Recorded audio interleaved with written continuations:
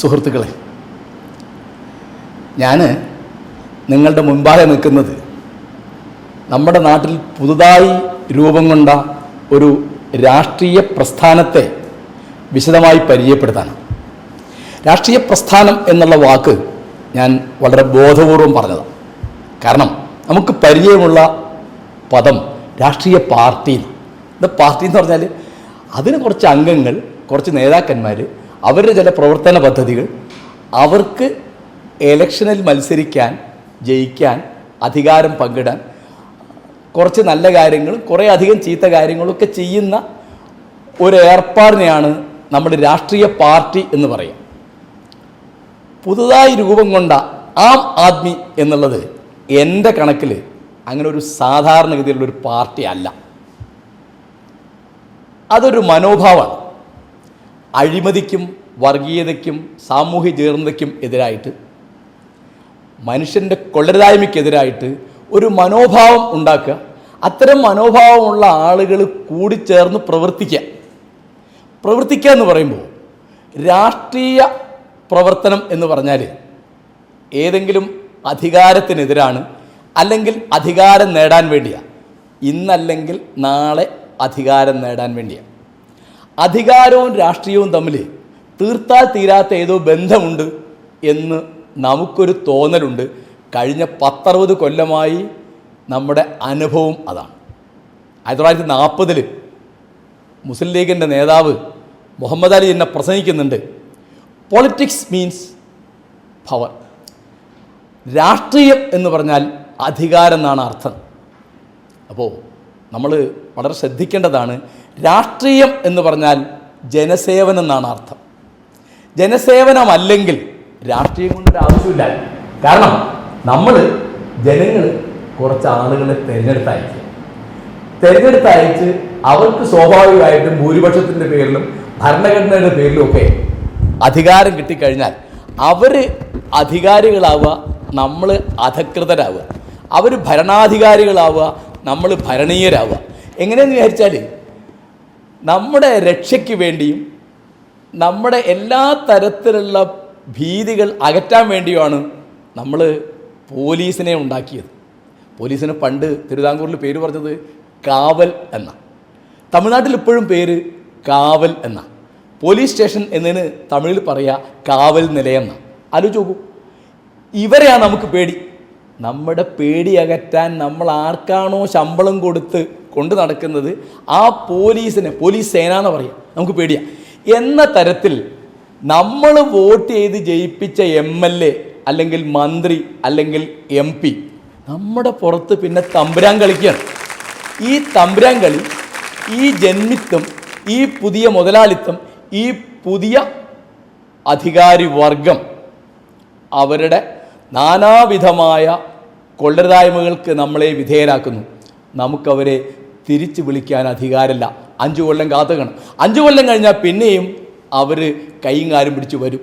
അപ്പോൾ എന്താ പറയുന്നത് വാസിൽ അവർ പറഞ്ഞ രാഷ്ട്രീയമൊന്നുമല്ല.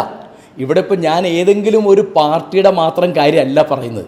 നിങ്ങൾ ആലോചിച്ച് നോക്കൂ, ഇവിടെ ഏറ്റവും പഴക്കമുള്ള പാർട്ടി ഇന്ത്യൻ നാഷണൽ കോൺഗ്രസ് ആണ്. പിന്നെ പഴക്കമുള്ളൊരു പാർട്ടിയാണ് BJP. ഈ 2 പാർട്ടിയും ഇന്ത്യ ഭരിച്ചിട്ടുണ്ട്, പിന്നെ പല സംസ്ഥാനങ്ങൾ ഭരിച്ചിട്ടുണ്ട്. ഇപ്പോൾ കേരളത്തിലെ കാര്യമാണെങ്കിൽ CPM, CPI, കേരള കോൺഗ്രസ്സുകൾ, മുസ്ലിം ലീഗ്, ഇവരുടെയൊക്കെ കാര്യം ആലോചിച്ച് നോക്കും. അവരെന്താ ചെയ്യണത്? അവർ വന്നിട്ട് അപ്പോൾ അവർ നമ്മളോട് ജാതി, മതം, പ്രദേശം, വ്യക്തിബന്ധം, ഇങ്ങനെ പല കാര്യങ്ങളാണ് പറയുന്നത്. ആ കാര്യങ്ങൾ പറയുമ്പോൾ അവർക്ക് ആ വികാരം ഉണർത്തി ആ വോട്ട് നേടി അധികാരം നേടി പിന്നെ അഴിമതി, സ്വജനപക്ഷപാതം, മുഷ്ക്, ധിക്കാരം, കൊള്ളരുതായ്മകൾ, കെടുകാര്യസ്ഥത, എല്ലാ കാര്യങ്ങളും. അപ്പോൾ നമ്മുടെ രാഷ്ട്രീയ സംസ്കാരം എന്നുള്ളത് ഇങ്ങനെ പുതിയ യജമാനന്മാരും പുതിയ അടിമകളും ഉണ്ടാവുന്ന ഒന്നായി തരം കെട്ടിട്ടുണ്ട്. നമ്മൾ ആലോചിക്കേണ്ടതാണ്, എന്തുകൊണ്ടാണ് നമ്മൾ ഉമ്മൻചാണ്ടിയെ മുഖ്യമന്ത്രി എന്നും അദ്ദേഹത്തിൻ്റെ കൂടുതലുള്ള മന്ത്രിമാരെന്നും പറയുന്നത്? ആരാ രാജാവ്? രാജാവ് ജനങ്ങളാണ്. ജനാധിപത്യത്തിൽ ജനങ്ങളാണ് ഭരിക്കുന്നത്. ഈ ജനങ്ങൾ പറയുന്നതിനനുസരിച്ച് ഭരിക്കുന്ന ആളുകളെയാണ് മന്ത്രി എന്ന് പറയുക. ഇപ്പം അങ്ങനെയാണോ? അപ്പോൾ ഒരു കൊല്ലം മുമ്പ് രൂപം കൊണ്ട ആം ആദ്മി പാർട്ടി ഈ ഒരു ചോദ്യമാണ് ചോദിച്ചത്. ആർക്കാണ് അധികാരം? ആരാണ് അധികാരികൾ? ആരെയാണ് വാസ്തവത്തിൽ കണക്കാക്കേണ്ടത് ഈ പറയുന്ന നമ്മൾ തിരഞ്ഞെടുത്ത് കഴിഞ്ഞതിൻ്റെ പിറ്റേന്ന് നമ്മളെ അടിമകളാക്കുകയും ചെയ്യുന്ന ഇവരെയാണോ, അതോ വാസ്തവത്തിൽ ജനസേവകന്മാരായിരിക്കുന്ന ആളുകളെയാണോ? അപ്പോൾ ആം ആദ്മി പാർട്ടിയുടെ പ്രധാനപ്പെട്ട നായകൻ കെജ്രിവാൾ ഉപയോഗിച്ചൊരു വാക്ക്, ജനങ്ങൾക്ക് അധികാരം തിരിച്ചു കൊടുക്കാനാണ് ഞങ്ങൾ പാർട്ടി ഉണ്ടാക്കിയത്. ഇത് തിരിച്ചു കൊടുക്കുക എന്ന് പറഞ്ഞാൽ എത്രയേ ഉള്ളൂ, ജനങ്ങളാണ് അധികാരികൾ, ജനങ്ങൾ പറയുമ്പോഴാണ് ഇത് ഭരിക്കുന്നത്. അല്ലാതെ എൻ്റെ കുടുംബക്കാരോ മക്കളോ ജാതിക്കാരോ മതക്കാരോ ഭാഷക്കാരോ ഒക്കെയാണ് പ്രധാനം എന്ന് വിചാരിക്കുന്നതല്ല എന്ന് പറയുന്നതിന് ഇത് മനസ്സിലാക്കാൻ കുറച്ച് പ്രയാസം. കാരണം നമുക്ക് ശീലമല്ല. അങ്ങനെ പറയുന്നുണ്ട് വൈലോപ്പിള്ളി, ഹന്ത പഴകിയ ശീലം പോലൊരു ബന്ധനമുണ്ടോ ലോകത്തിൽ. നമുക്ക് ശീലങ്ങളിൽ നിന്നാണ് നമ്മുടെ മനസ്സ് രൂപം കൊള്ളുന്നത്. നമുക്ക് പുതിയ ഒരു കാര്യവും മനസ്സിലാവുന്നില്ല. കാരണം ആളുടെ ചോദിക്കുകയാണ്, ഇപ്പോൾ ആം ആദ്മി പാർട്ടി എന്ന് പറഞ്ഞാൽ എന്താ? അതൊരു ഉത്തരേന്ത്യൻ പാർട്ടിയാണ്, അതിൻ്റെ പേര് തന്നെ കണ്ടില്ലേ? എന്താ ആം ആദ്മി പാർട്ടി എന്ന് പറഞ്ഞാൽ? ആം ആദ്മി പാർട്ടി എന്നുള്ളതിന് മലയാളം വേണമെങ്കിൽ പൊതുജന കക്ഷി എന്ന് പറയാം. ഇത് ഹിന്ദിയാണ്, ഇത് ഉത്തരേന്ത്യൻ പാർട്ടിയാണ് എന്ന് പറയുമ്പോൾ ഒരിക്കലും നമ്മൾ ആലോചിക്കാറില്ല ഇന്ത്യൻ നാഷണൽ കോൺഗ്രസ് എന്ന് പറയുന്നത് ഇംഗ്ലീഷിൽ പേരിട്ടൊരു പാർട്ടിയാണ്.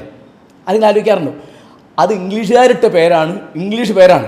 പണ്ട് ഒരു 10-60 കൊല്ലം മുമ്പൊക്കെ ഭാരത ജനമഹാസഭ എന്ന് എഴുതിയിരുന്നു. കുമാരനാശാനൊക്കെ അങ്ങനെയാണ് കോൺഗ്രസ് എന്നുള്ളതിന് എഴുതിയിരുന്നത്. അപ്പോൾ അതിപ്പോൾ ഏറ്റവും ചുരുങ്ങിയത് വിദേശ ഭാഷയിലെ പേരല്ല, ഒരു ഹിന്ദിയിലെ പേരാണ്. കൃത്യമായിട്ട് പറഞ്ഞാൽ ആ വാക്ക് ഹിന്ദി അല്ല കേട്ടോ, അത് അറബിയാണ്. ആം ആദ്മി എന്ന് പറഞ്ഞാൽ പൊതുജനം. അത് അറബിയിലെ രീതി കുറച്ച് മാറി ഉറുദുവിലും ഹിന്ദിയിലൊക്കെ വന്നു നേടും. അത് വലിയ ആനക്കാര്യമായിട്ടല്ല ഞാൻ പറഞ്ഞത്. അതെന്താന്ന് ചോദിച്ചാൽ അതൊരു ഇപ്പോൾ ഒരു തമാശയായിട്ട് തോന്നുക. ഗാന്ധി പറയുന്നുണ്ട്, നമ്മളൊരു കാര്യം തുടങ്ങുമ്പോൾ ആളുകൾ ആദ്യം അവഗണിക്കും, പിന്നെ അവഹേളിക്കും, പിന്നെ അവർ ആക്രമിക്കുമ്പോൾ നമ്മൾ വിജയിക്കും, പിന്നെ അവർ നമ്മളെ അനുകരിക്കും. ഇപ്പോൾ അഴിമതി വിരുദ്ധ സമരത്തിൽ നിന്ന് രൂപം കൊണ്ട ഒരു പുതിയ രാഷ്ട്രീയ പ്രസ്ഥാനമാണ് ആം ആദ്മി. അത് ഒരു നവരാഷ്ട്രീയമാണ് എന്ന് ഞാൻ പറയും. എന്താണ് അതിൻ്റെ നവത്വം, എന്താണ് അതിൻ്റെ പുതുമ എന്ന് ചോദിച്ചാൽ, ആദ്യത്തെ കാര്യം അധികാരം സർവപ്രധാനമാണ് എന്ന് പറയുന്നത് ജനങ്ങളെ മെക്കിട്ടുകാരാനാണ്, അഴിമതി കാണിക്കാനാണ്. അപ്പോൾ നമ്മൾ ഓർക്കേണ്ടത് ഈ അഴിമതി എന്ന് പറയുമ്പോൾ അത് ഒരു വാക്കാണ്. ഒരു അഴിമതി വിരുദ്ധ പ്രസ്ഥാനം മാത്രമായിട്ട് രാഷ്ട്രീയ പാർട്ടി ഉണ്ടോ? നമ്മൾ ഓർക്കേണ്ടതാണ് അഴിമതിയും വിലക്കയറ്റവും നമ്മുടെ 2 പ്രധാനപ്പെട്ട പ്രശ്നങ്ങളാണ്. എന്താ കാര്യം എന്നറിയോ? അഴിമതി കൊണ്ടാണ് വിലക്കയറ്റം ഉണ്ടാകുന്നത്. ഞാൻ എൻ്റെ ഉദാഹരണം പറയാം.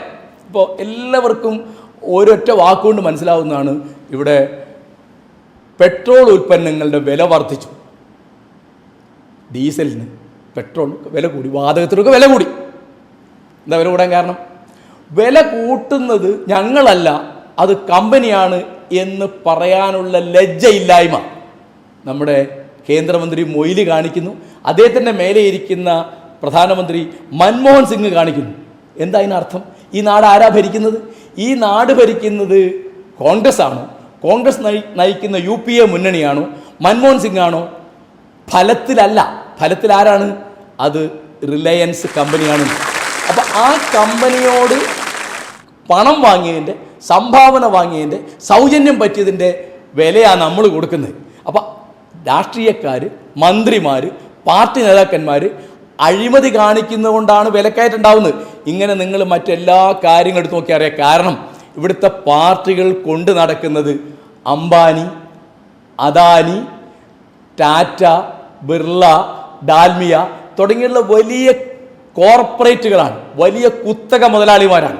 അവരുടെ മൂലധന താല്പര്യം ഏത് അളവിലിവിടെ വന്നു വെച്ചാൽ ചെറുകിട വ്യാപാര രംഗത്ത് പോലും വിദേശ കമ്പനികൾക്ക് പ്രവേശനം അനുവദിച്ചു. ആര്? മൻമോഹൻ സിംഗ്. ഇത് ഇന്നും ഇന്നലെയും തുടങ്ങിയതല്ല. 1990 ഇത് ആരംഭിക്കുക. എന്തൊക്കെയാണ്? നമ്മുടെ നാടൊക്കെ ഗ്രാമപ്രദേശമായിരുന്നാൽ പോരാ, അതൊക്കെ നഗരമാവണം, നഗരവൽക്കരണം. പിന്നെ എല്ലാ അർത്ഥത്തിലും സ്വകാര്യവൽക്കരണം. ഞാൻ വേഗം പറഞ്ഞുതരാം. പോസ്റ്റ് ഓഫീസ് എത്രയോ കാലം കേന്ദ്ര ഗവൺമെൻറ്റിൻ്റെ ഉടമസ്ഥയിലായിരുന്നു. അവിടേക്ക് ഇപ്പോൾ കൊരിയർ എന്നൊരു സാധനം വന്നു. സ്വകാര്യവൽക്കരണത്തിൻ്റെ ഒരു ഉദാഹരണമാണ്.